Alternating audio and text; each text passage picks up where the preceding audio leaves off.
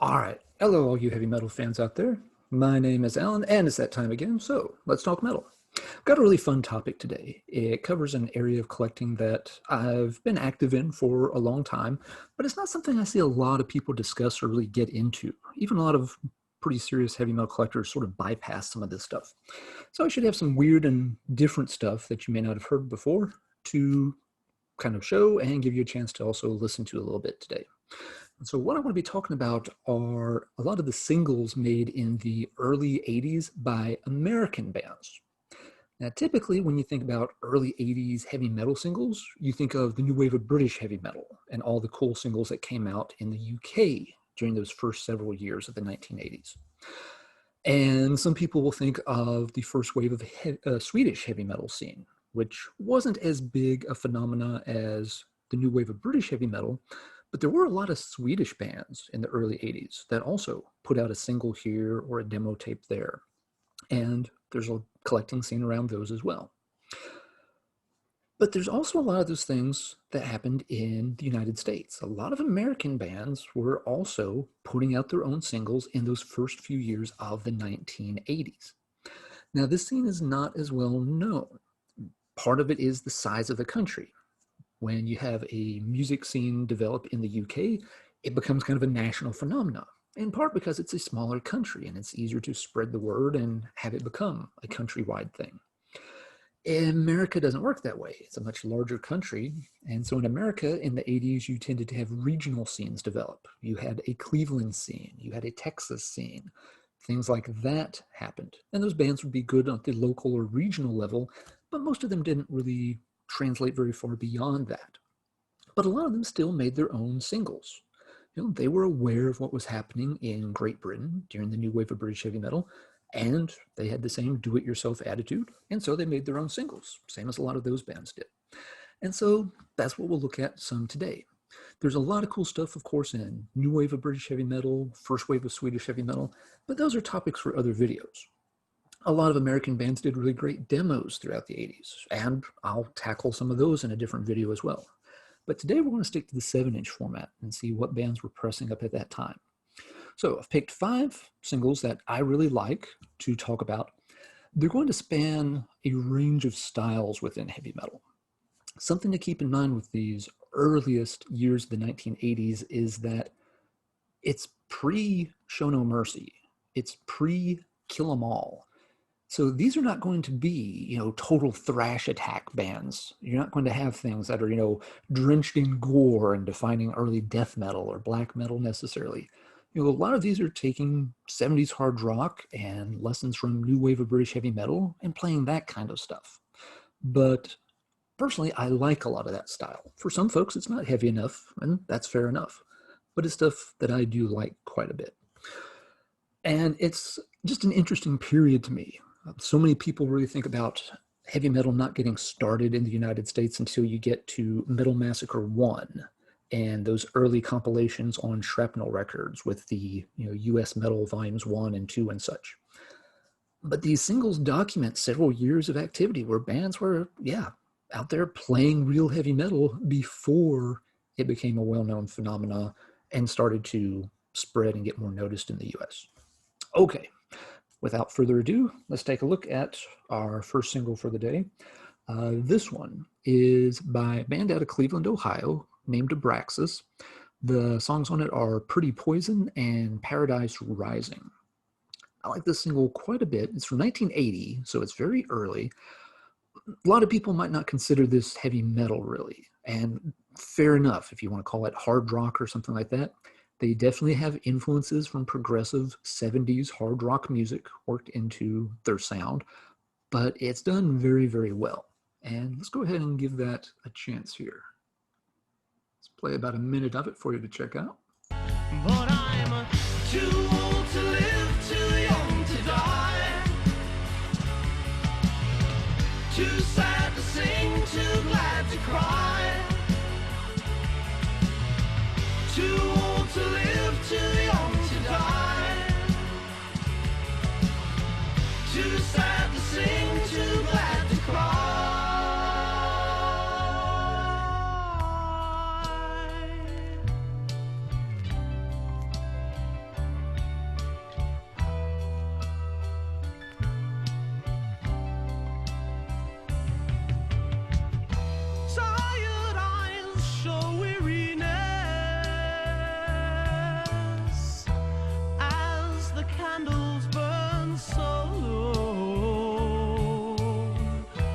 tyrant muse, he laughs at us.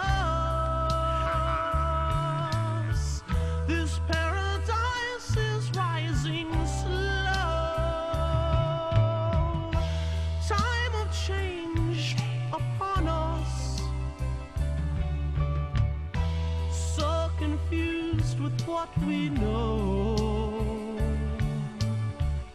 Yet the dawn's about to break. This paradise is rising slow.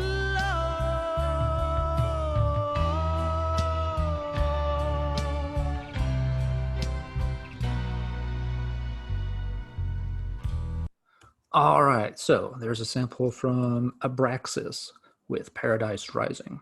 And again, if it's not heavy enough for you, that's cool. Personally, I like it a lot. I think the vocalist does a really nice job with the songs. Both tracks are very well written. The song on the flip side is a little more up-tempo, but it still falls into what you'd consider sort of a very accessible style of music. So it shows, too, that stuff was happening in the Cleveland scene right at the beginning of the decade. Cleveland, of course, produced a lot of quality heavy metal throughout the 1980s, and Abraxas would have been one of those earliest bands operating in that style. Okay, now if that wasn't heavy enough for you, let's crank it up to 11 and jump to 1982 with a band out of Schenectady, New York, and this is the Mighty Czar. Their single, only thing they released, has Iron Curtain on one side and Black Sunday on the other side. So even just from the song titles, you start to get the idea that, yeah, this one's going to have a more metallic bite to it. And let me stop talking and go ahead and get this one cranking.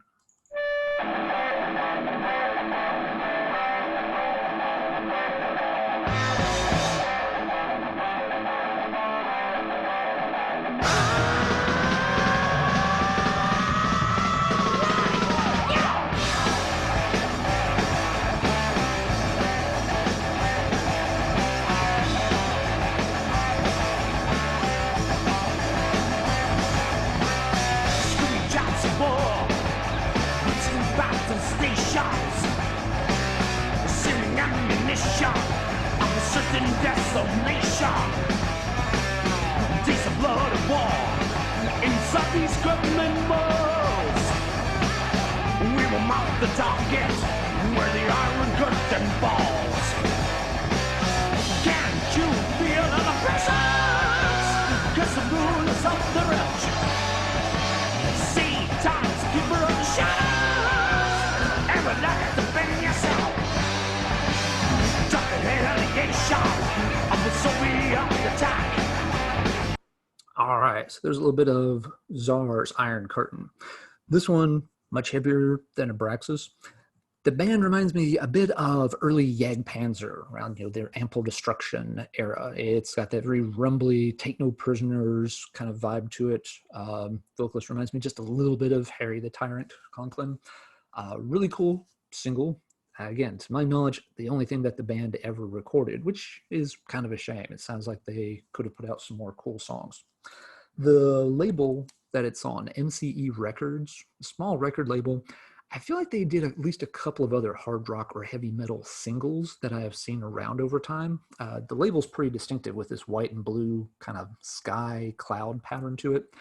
And I feel like I've seen that on some other singles that might be of interest to hard rock and heavy metal fans, but I can't remember what they are off the top of my head. So keep an eye out for that particular record label when you're flipping through boxes.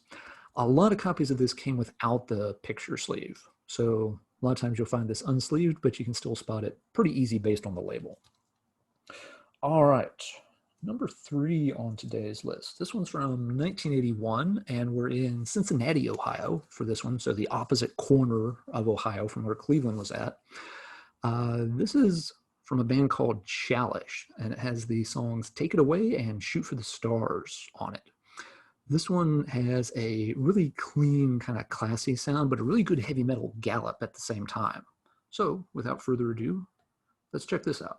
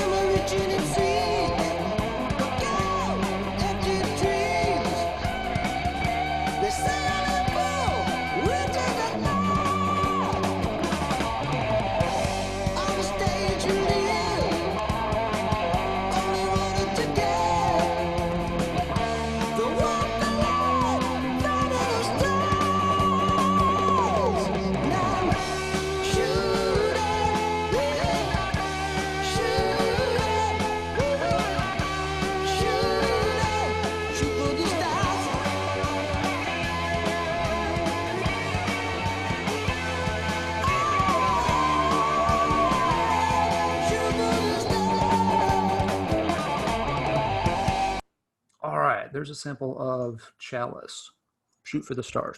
Really like this single. Both the songs have a really clean, classy sound to them. Really great, especially for 1981. These guys are doing it right.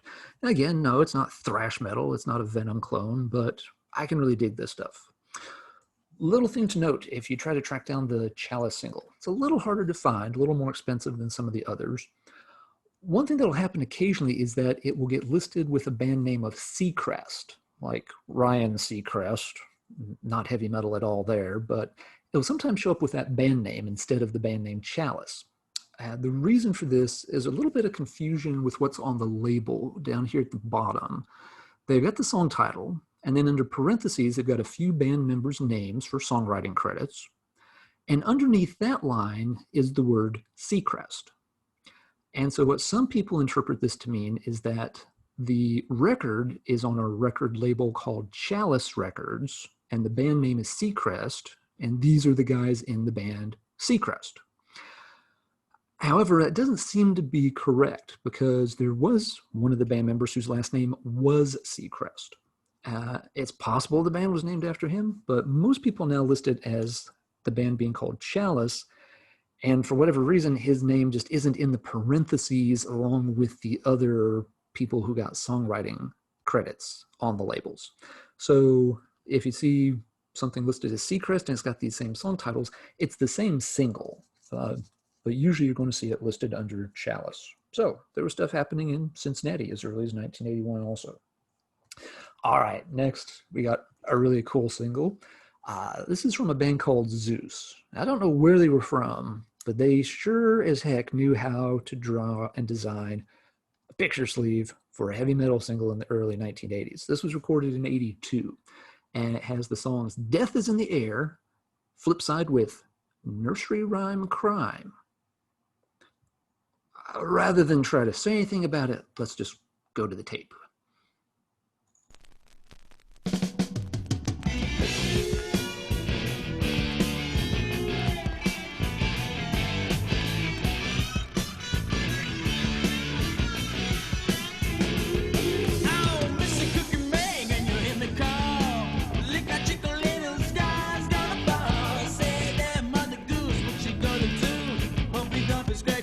So are you.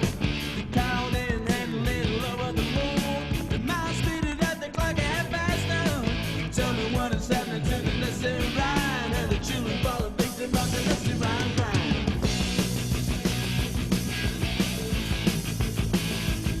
Our nursery rhyme crime, yeah. And his parents go la la, best of rhyme, go to your bed. If you don't see your bitch at night, you weekend then. La la, best of rhyme, and it's time. Don't you know you're a victim of the nursery rhyme crime.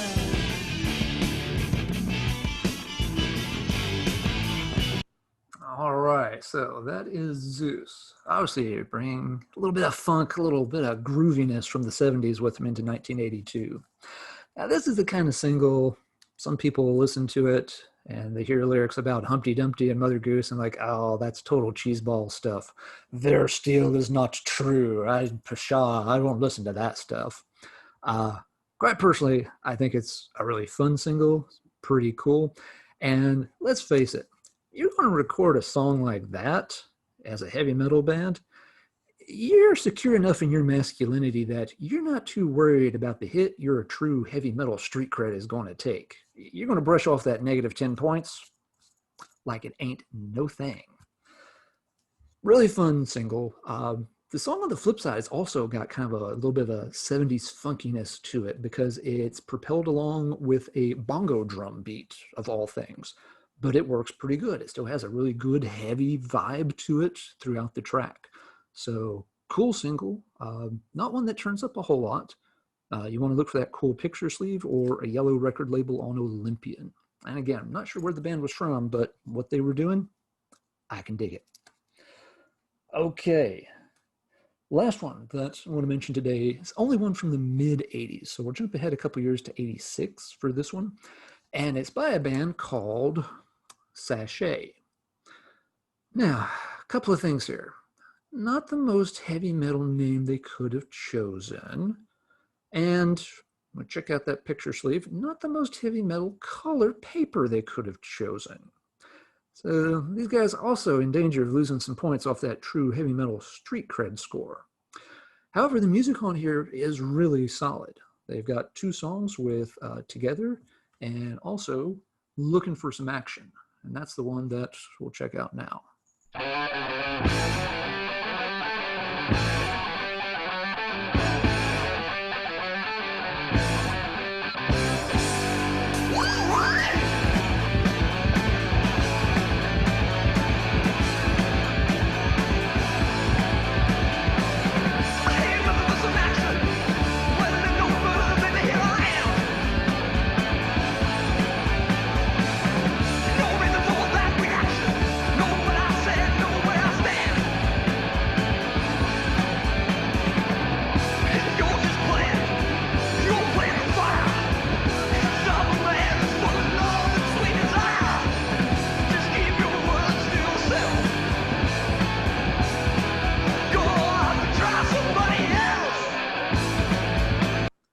All right, so that's a little bit of Sachet.